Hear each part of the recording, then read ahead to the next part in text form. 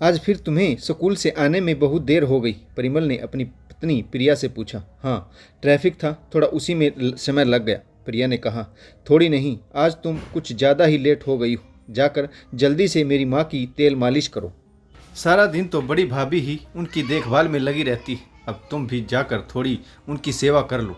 प्रतिदिन की भांति उस दिन भी परिमल ने प्रिया के घर में कदम रखते ही शब्दों के बाण चलाना शुरू कर दिया। आज मुझे सिर में काफ़ी दर्द है परिमल, थोड़ी देर आराम कर लूँ, फिर अम्मा जी के पास चली जाऊँगी। थोड़ी देर की ही तो बात है, तुम्हें कौन सा वहाँ पहाड़ तोड़ना है, जाकर थोड़ी तेल मालिश ही तो करनी है, उसके बाद जाकर आराम करती रहना। किसने रोका है तुम्हें? परिमल की बात सुनकर ही आंखों में आंसू आ गए। मन मारकर उसे चुपचाप अपनी सासुमाँ की सेवा के लिए हाजिर होना पड़ा। यह तो उसकी रोज की कहानी थी। सुबह उठकर पहले सबके लिए चाय नाश्ते का प्रबंध करती, फिर परिमल का टिफिन तैयार करती। उसके बाद स्वयं तैयार होकर हड़बड़ी में स्कूल के लिए निकल जाती। घर के काम के कारण उसे स्वयं को ही भूलना पड़ता। कभी जल्दबाजी में वह अपना टिफिन भूल जाती, तो कभी घर की चप्पल पहनकर ही स्कूल पहुंच जाती। समय से स्कूल पहुंचने की जल्दी में वह अक्सर ही खाली पेट घर से निकल जाती। उधर स्कूल में अगर देर से पहुंचती तो प्रिंसिपल से डांट खानी पड़ती, और किसी कारणवश शाम को घर पहुंचने में थोड़ी देर हो जाती तो हजारों सवाल और घर के काम मुंह बाए उसका इंतजार कर रहे होते।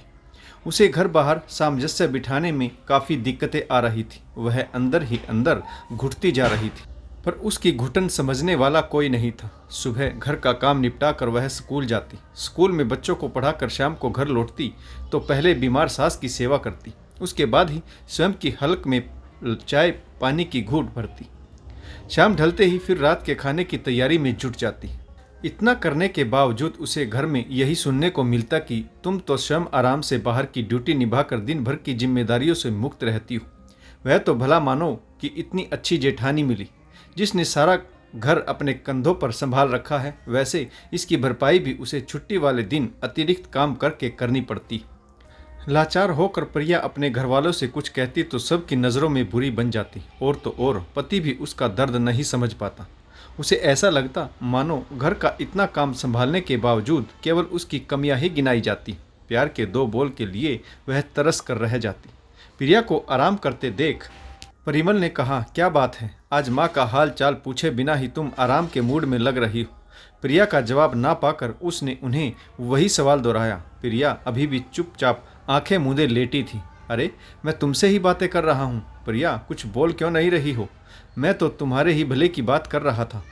अब पूरा दिन तो तुम घर के बाहर ही रहती हो। अगर शाम को कुछ वक्त माँ को दे देती हो तो बेचारी माँ कितनी खुश हो जाती। सिर्फ बड़ी भाभी ही अकेली उनकी देखरेख करे और साथ में पूरा दिन घर भी संभाले, यह शोभा देता है क्या भला? अरे, कुछ कहोगे भी? तुम्हारे मन में क्या चल रहा है, आखिर मैं भी तो सुनूं। परिमल ने सोती हुई प्रिया को हिलाकर उठाना चाहा। अरे, तुम्हें तो काफ़ी तेज बुखार है। प्रिया का बदन छूते ही परिमल चौंक गया। कुछ बताओगी नहीं तो मुझे पता कैसे चलेगा कि तुम्हारी तबीयत खराब है? परिमल के इतना कहने की देर थी कि प्रिया के सब्र का बांध टूट गया। वह फपक कर रोते हुए कहने लगी, अब कुछ कहने सुनने का क्या फ़ायदा परिमल? तुम्हें मेरे अलावा सबका दर्द दिखाई सुनाई पड़ता है। बड़ी भाभी दिन भर घर संभालती है तो माँ गठिया की मरीज है। यही सुनाते फिरते हो ना तुम मुझे। कभी मेरा काम, मेरी परेशानी तुम्हें क्यों नहीं दिखाई देती? बड़ी भाभी को अकेले घर का काम ना करना, इसीलिए तो सुबह के चाय नाश्ते का काम संभालने के बाद ही स्कूल के लिए तैयार होकर निकलती हूँ। इस चक्कर में कई बार मैं स्वयं खाली पेट काम पर चली जाती हूँ। कितनी ही बार अपना टिफ़िन ले जाना भूल जाती हूँ। बिना खाए पिए कई बार चक्कर आने लगते हैं। शाम को घर पहुँचने के बाद चाय पानी तो दूर, तुम मेरा हाल चाल भी पूछे बिना ही घर के काम की जल्दी करने लगते हो। कभी मेरी परेशानी भी समझा करो। मैं भी थकती हूँ, तकलीफ़ मुझे भी होती, आखिर मैं भी कितना दर्द सहन करूँ। घर में कुछ कहूँ तो भूचाल आ जाता है, चुप रहूँ तो सबको नागवार गुजरता है। अब तुम ही बताओ मैं क्या करूँ? जब स्वयं के पति ही मेरी फिक्र नहीं है तो घर के बाकी लोग या बाहर वाले दर्द क्या खाक समझेंगे? उस दिन प्रिया के मन का गुबार फूट गया।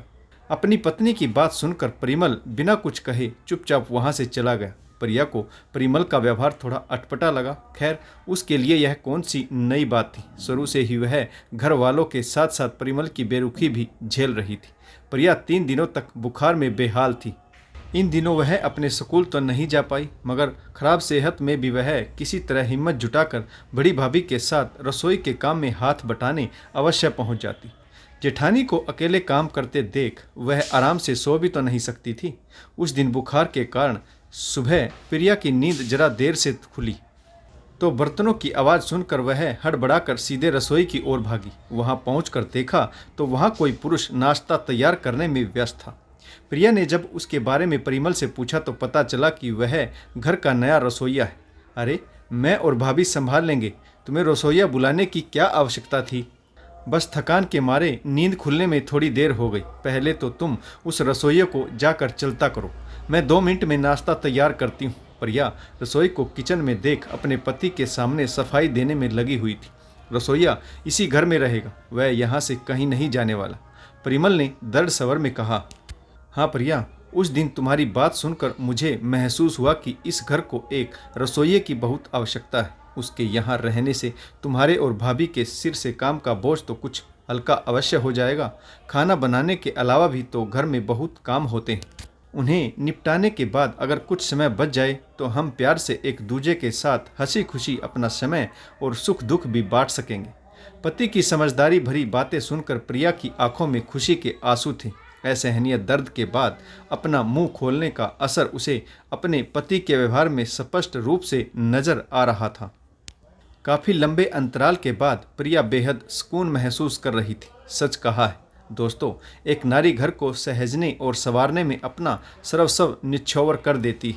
इस कारण वह स्वयं को भी भुला बैठती, कभी भाग कर तो कभी जाग कर तो कभी भूखे पेट रहकर घर बाहर का काम संभालती। इतना करने के बावजूद उसका दर्द किसी को दिखाई नहीं देता। फलस्वरूप शारीरिक और मानसिक रूप से वह बहुत कमज़ोर होती चली गई।